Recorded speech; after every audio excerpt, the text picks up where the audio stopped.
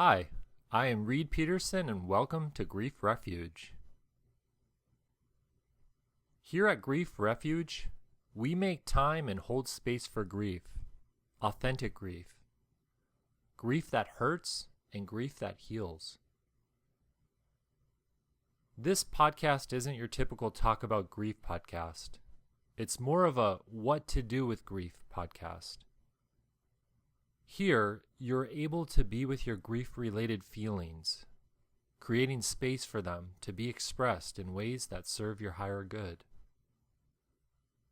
Grief Refuge is about being in your heart and feeling it to heal it. I'm truly honored you're here with me. And let's begin. If it's possible at this time, close your eyes, relax, take a few deep breaths, and keep an open heart for what is shared next. Our topic today is what to do with grief. There comes a time when you realize that grief is now a part of your life. You know you're sad, and you know that something's off. You feel lonely, and you also feel lots of other things. So you're grieving, but now what? What do you do with all this stuff going on inside of you?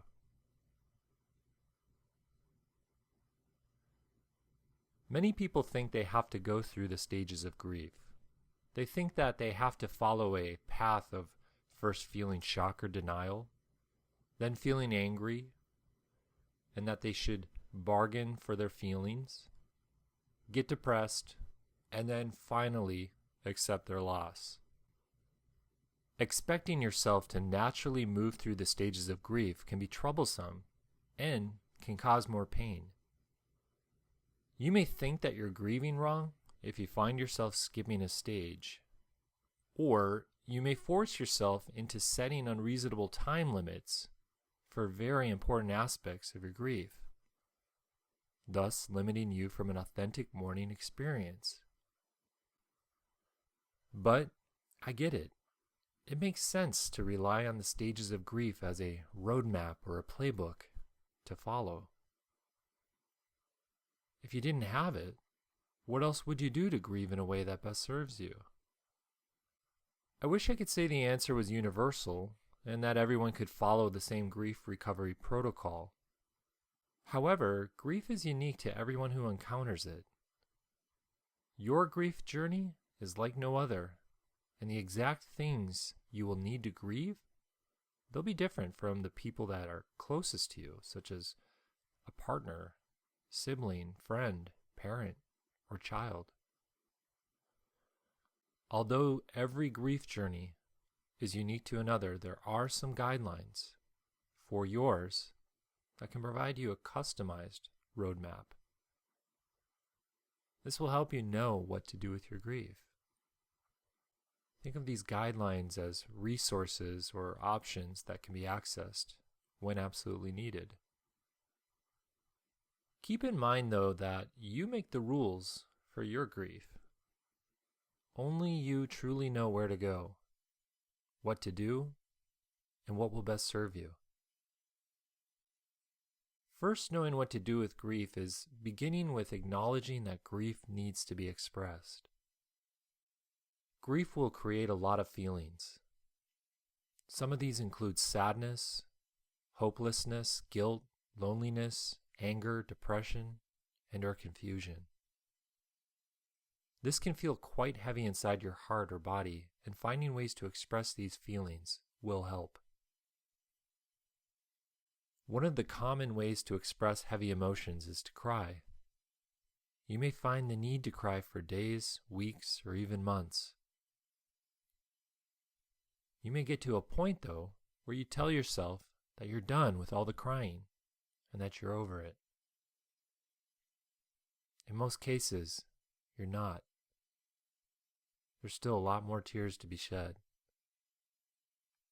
and there's still a lot more feelings to be expressed. If you find yourself in a situation like this, give yourself permission to continue the process. Set time aside to cry. Create a sacred space to express the feelings associated with the tears. Let things happen naturally. Just simply show up to the feelings and let them flow. Speaking of setting time aside to cry, it's important to make time for all of your grief. I see too many people stuff their emotions to show the world, but actually really only themselves, that they're fine and that they've moved on with life. I definitely see why this is desirable, but I also see how it complicates matters for the grieving process. Forcing yourself to move on, that will get you stuck. And the tricky thing is, you actually don't know you're stuck because you're feeling so much fatigue or exhaustion. Make time for your grief. Schedule time to be with the feelings. During this time, play soft and soothing music. Journal or take a walk in nature. Make art. Play an instrument. Do whatever you can to let these feelings move through you. You may also find solace in the support from someone you know. Talking about your grief is quite helpful. After all, we are social creatures. There are numerous grief support groups that are easy to join. You can also talk to a grief counselor. They may serve as a good sounding board to reflect back to you many of the emotions involved in your grief journey. Grief can also be an inspiration to serve others. You may feel called to start a cause, an organization, or some kind of grief-related business. I know dozens of people who have created nonprofit foundations to help others with loss. These organizations, they're very special. They are strong and meaningful communities that offer a lot of support to someone who is grieving. As an example, I have a colleague who lost her son to opioid addiction. Her son was super special. He was a tremendous role model to his younger brother. When Eric passed, his family was pretty devastated for quite a long time. They were so heartbroken. Each of the family members did what they could to express their feelings of grief. Eric's mom, Marianne, she felt a calling to honor her late son and to also serve others who grieve the loss of a loved one by suicide and/or substance abuse addiction. Marianne started the nonprofit Eric's House, and it's located in Paradise Valley, Arizona. Grief has a mysterious way of creating a calling to do good. Is there something of service you feel called to do for others pained by grief? If you do, let the grief be a guide and a source of inspiration. Honor your loved one by doing something helpful for others. One of the more important things to do with your grief is to share your story. Sharing your story means communicating your grief experiences to others. You don't have to write this story like in a book format, nor do you need to have it memorized. You see, your grief story, it's ongoing, and it's always evolving. You can always share your story socially with friends, especially ones who are good listeners. You can share your story with family members. Also, support groups, they're good places to share your grief story. Some people even submit their stories to news publications or other media outlets. Sharing your story helps validate your feelings. It helps you normalize your grief and the way life is now, especially after your loss. It may even help to feel more accepted and less like a grief outcast. There's something very powerful about the telling and retelling of your grief story.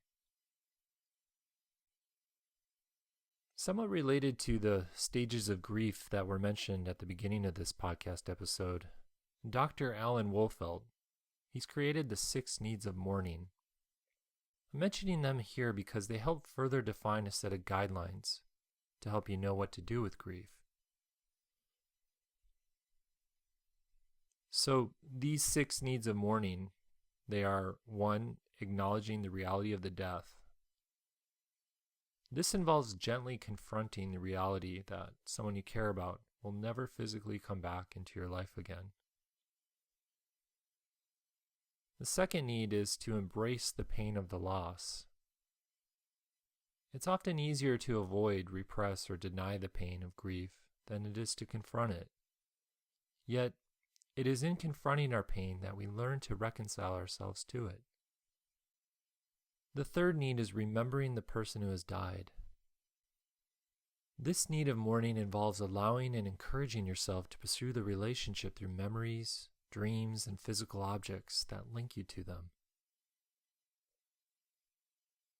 The fourth need is to develop a new self-identity. You confront your changed identity every time you do something that used to be done by the person who died. The fifth need is to search for meaning. When someone you love dies, you naturally question the meaning and purpose of life. And finally, the sixth need is to receive ongoing support from others. Because mourning is a process that takes place over time, this support must be available months and even years after the death of someone in your life. These needs of mourning are not really stages you will go through. They are more intended as principles to understand and live from while on your grief journey, as well as things to look out for. They also provide some action items or things to do to help you grieve in natural and healthy ways. It's easy to get caught up with a go mentality for grief. On the contrary, one of the best things to do when feeling grief is to slow down. Slowing down helps you discover previously unknown gifts from the silence and the sacred space you make for yourself. You may find yourself more in touch with your heart, which I know will hurt at times, but there will also be feelings of sacredness and enrichment. Being in your heart, it helps you feel the awe of life. Hopefully by now you're thinking that although there's many things to do with grief, there isn't an exact protocol to follow. Grief is complicated and doesn't really work with steps or stages that are to be followed to a T. Yet by doing some things like making time and space to express feelings, sharing your story, and doing things to honor your special loved one, these will all help. It may feel like a very long time to feel better again, but that's okay. Grief, it's always about the journey and never about the destination.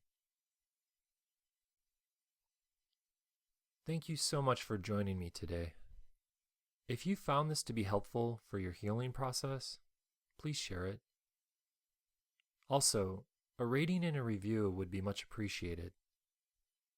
Ratings and reviews help make the Grief Refuge podcast more visible to others who are searching for grief support. By rating and reviewing this podcast, you become a source of hope and inspiration for someone else's grief journey. And if you need further support, please visit griefrefuge.com for more grief wisdom, education, and further resources. I'm honored to be a part of your journey and am available for more support. Thanks again for joining me. Take good care. Be sure to honor your grief. Be kind to yourself, and talk to you soon.